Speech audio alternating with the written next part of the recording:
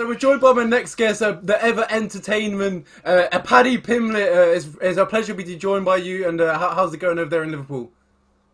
I'm good, lad. Thank you. Thank you very much. It's sad in Liverpool, lad. It's just extremely cold.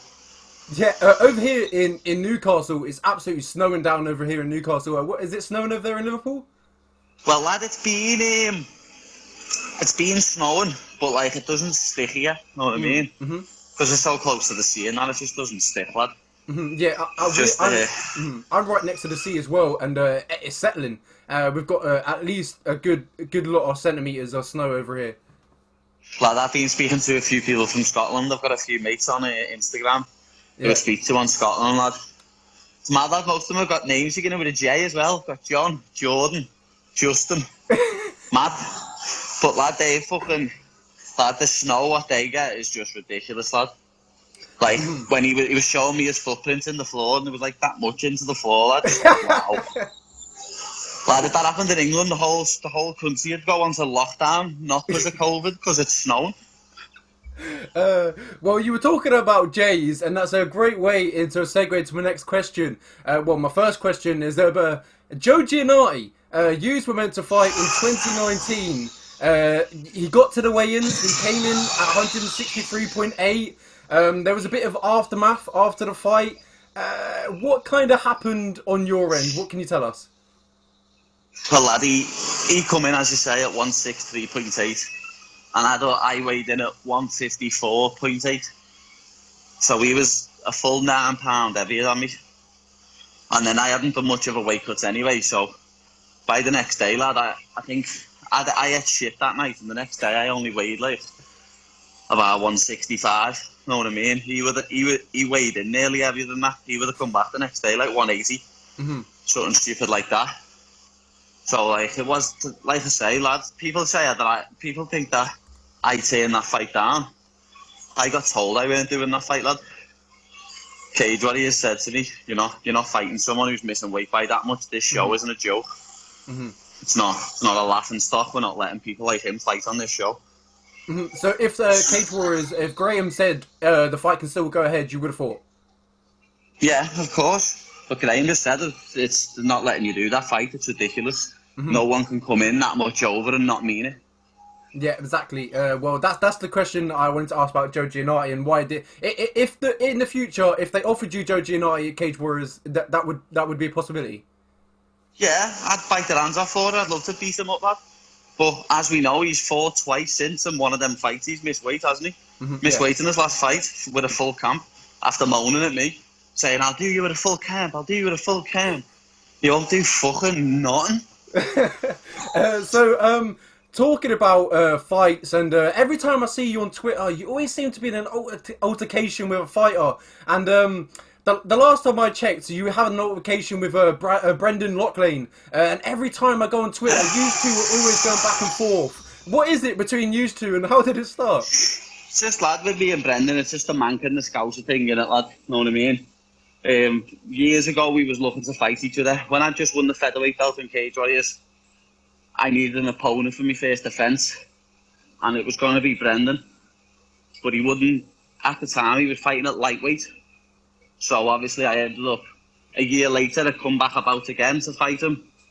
But then the first two times, yeah, we could have fucking ended up getting the fight on. But the first time, Graham Boylan gave him a contract and said, there it is, sign that, and you're fighting Paddy. And Brendan wouldn't sign it, because if he beat me, he would have had to stay on Cage Warriors. But we both know that if that wouldn't have happened, he wouldn't have had to stay, because we would have beat him. But yeah, now, lad, one of my mates was in Dubai the other week, lad, with him, and we were voice noting each other, talking to each other, lad. Brendan's sound, lad, he's not a dickhead, and he's a quality fighter, but we will settle that score. Definitely. We will fight, lad, it's inevitable. Whether it's on the UFC or whether we do our own show together and split the profit. Know what I mean? We will fight. Yeah, so he is even if it takes like a Chuck vs Tito 3.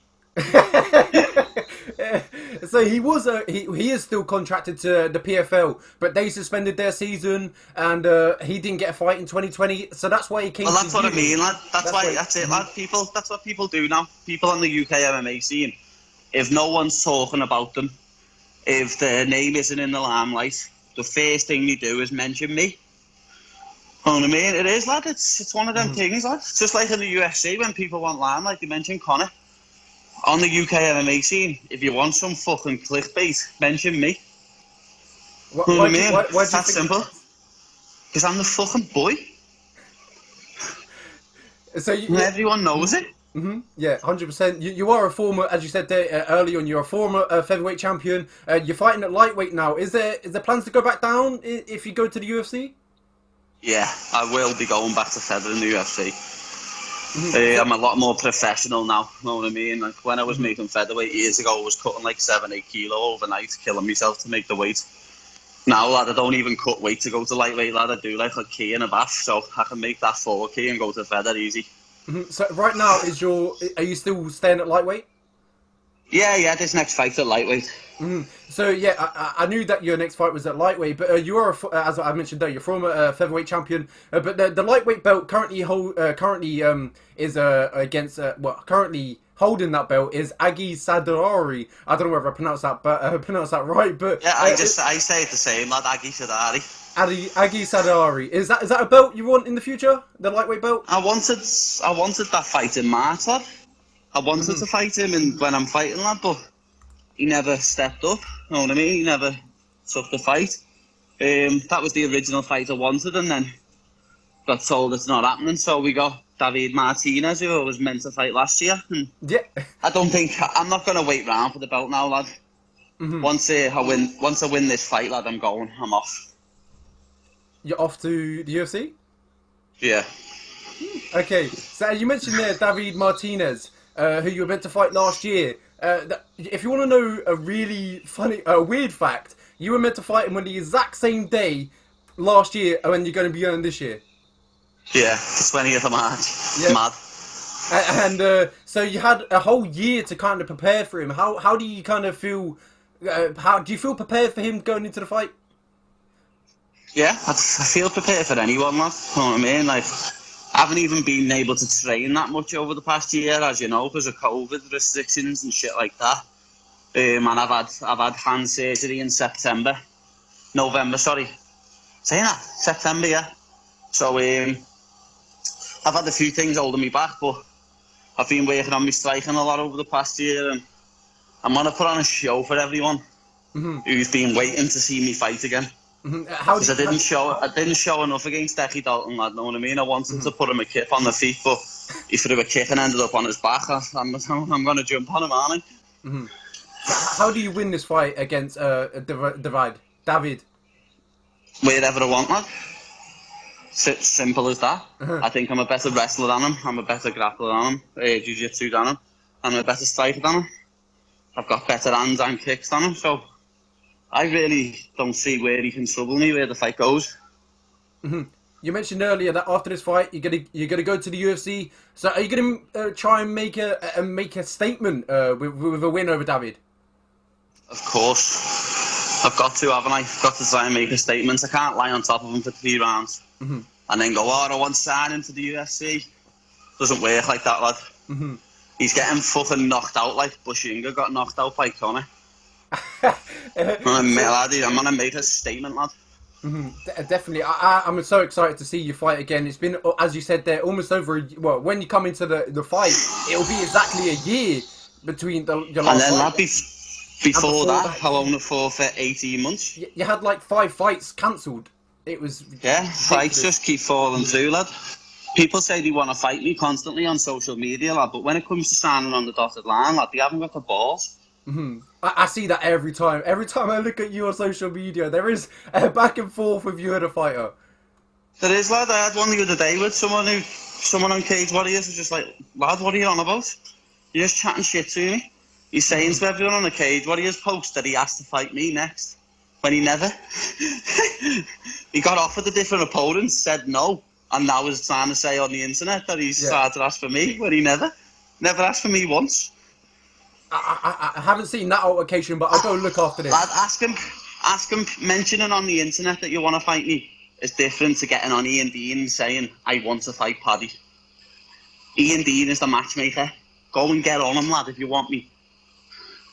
Well, that's it. That's it. Paddy put it perfectly. So we'll talk quickly about the UFC. There has been rumours that you were offered a contract before, but you didn't accept it Twice. twice. What was the reason why you didn't take it? The first one, lad, I was 21. I'd just won the belt. I'd just been given a brand new contract off Cage Warriors, lad, which was like money what was unheard of on the UK MMA scene. So I took it. You know what I mean? Filling out the echo. I took a big naughty bumper pay rise. More than what most UFC fighters are getting, to be honest. So I stayed with Cage Warriors, and then again, when I was 23, they asked me, and I didn't know when to turn them down, but it's luckily enough that I did turn them down because I had a fucking broken hand anyway.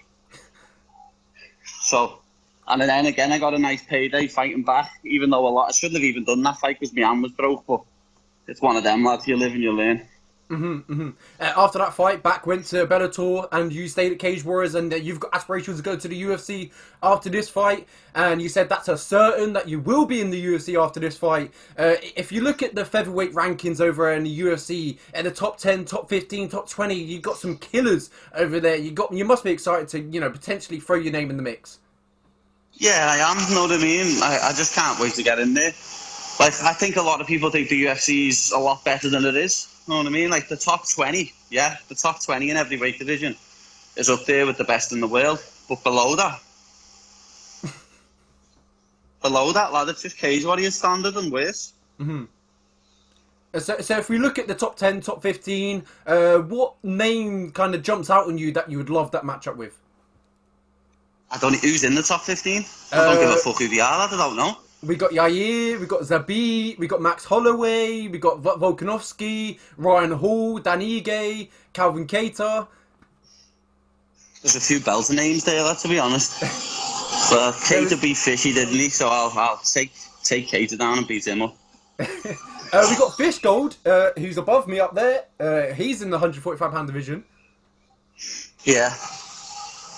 That's what I mean. I'd like to have his last opponent, lad, because Fishy didn't turn up and made the gym look stupid. So I'd like to fight Jared Gordon. And beat him up. Yeah. He's fighting. I've met Jared as well. Jared Gordon's a nice dude, lad. He's a nice fella, lad. I've met him in Henzo's, but he made me gym look stupid, lad. You know what I mean? Because Fishy didn't train for his fight, so I'm gonna have to teach him a lesson, lad, in the future. I couldn't put it any better myself. So I'll quickly, round off the interview. You can shout out your sponsors, etc., etc. Then we call it a quit. Well, lad, I've got everyone knows my sponsors, lad. Scramble give me kit. Yochal give me gloves and that. I've got a few sponsors for this next fight, but I'm just waiting to get my t-shirt finished off to shout them all out. Know what I mean? I've got 3 spaces left on my t-shirt. If you want them, fucking message me.